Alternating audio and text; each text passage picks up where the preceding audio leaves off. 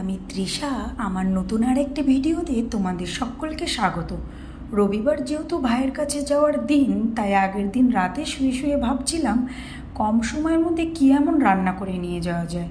হঠাৎ মনে পড়ে গেল ছোটোবেলায় ও স্কুল যাওয়ার আগে মা ওকে ফ্রায়েড রাইস বানিয়ে দেওয়ার নাম করে ভাত হালকা করে ভেজে দিত, সেটাই একেবারে সোনা মুখ করে খেয়ে নিত।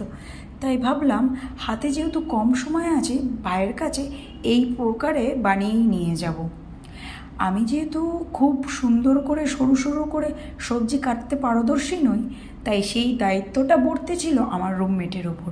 প্রথমে আলুটা ভেজে তুলে নিয়ে বেশ কিছু পেঁয়াজ তার সাথে ভেজে নিলাম, সাথে টমেটো আর কাঁচা লঙ্কা। যেহেতু বাচ্চার জন্যও বানানো হবে, তাই ঝালের পরিমাণটা আমি মাথায় রেখেছিলাম। সব কিছু ভেজে তুলে নিয়ে 3টে ডিম ঝুড়ো ঝুড়ো করে ভেজে তার সাথে 3-4 জনের পরিমাণ মতো ভাত মিশিয়ে নিলাম। শেষে নামানোর সময় হালকা করে কাঁচা লঙ্কা আর ধনেপাতা দিয়ে নামিয়ে নিলাম। এখানে যেহেতু আলাদা করে বেশ কিছু মশলা ব্যবহার করছি না, তাই পেঁয়াজটা একটু বেশি পরিমাণে দিয়েছি। ব্যাস তৈরি হয়ে গেল একদম সহজ সরল ওয়ান পট মিল। বাচ্চাদের টিফিন হোক কিংবা অফিসের লাঞ্চ বক্স, হোস্টেলে থাকা মানুষদের জন্য খুব সহজ। আজ তবে এই পর্যন্তই। দেখা হবে নতুন অধ্যায়ে নতুন গল্প নিয়ে। ততক্ষণে সকলে ভালো থেকো, সুস্থ থেকো, টাটা।